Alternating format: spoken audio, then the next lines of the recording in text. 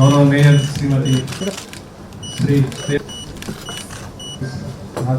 Collector గారికి ఉంది. So చివరికి డిస్ట్రిక్ట్ ఆఫీసర్ తో total workers sanitation workers 12 workers sanitation workers 2752 vehicles ఉంటాయిగా అండ్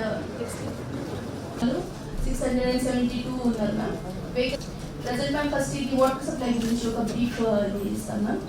మనకి ఇది corporation area 407 square kilometre ma'am. ఈ ఒక మ్యాప్ ఇవ్వడం జరిగింది అండ్ ఇక్కడ ఇది చిన్న లాస్ట్ టైం అయింది. సో ప్రెసెంట్ అయితే అక్కడ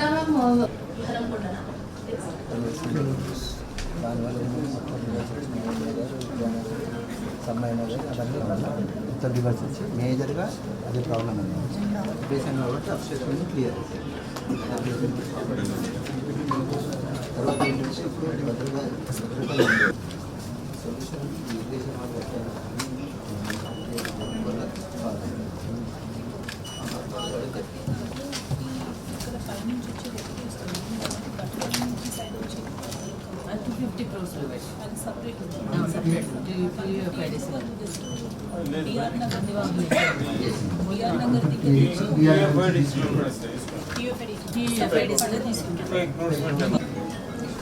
మాన్సూన్ సీజన్లో ఎవ్రీ ఇయర్ చేసినట్టు ఇలాబరేటెడ్ స్ట్రక్చర్స్ మే నుండి ఇప్పటిదాకా అడుగుతాము. అట్లనే మనకు బ్రిడ్జ్ నుండి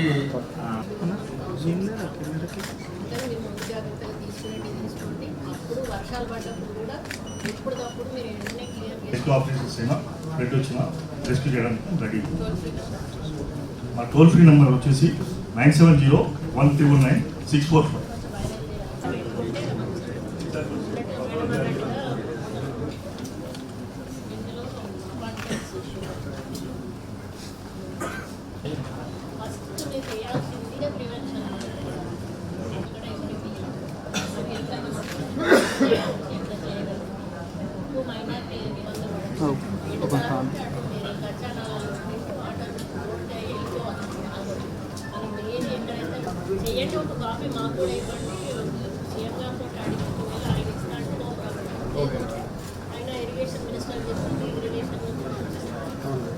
ఫర్దర్ డిసెంబర్ వరకు maximum complete. Next district fire department నుంచి కంప్లీట్ చేయండి.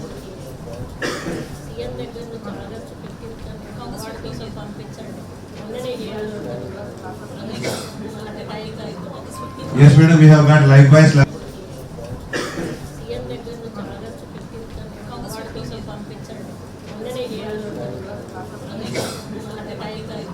అదే కాకుండా గొర్రెకుంటలో ఒక అవుట్ పోస్ట్ కూడా మేడం, అక్కడ హోమ్ గార్డ్స్ తోటి మేము నిర్వహిస్తున్నాము.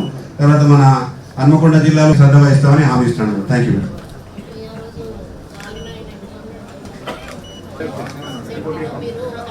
Yes madam, Giribabu is doing well madam, already duty చేస్తున్నాడు.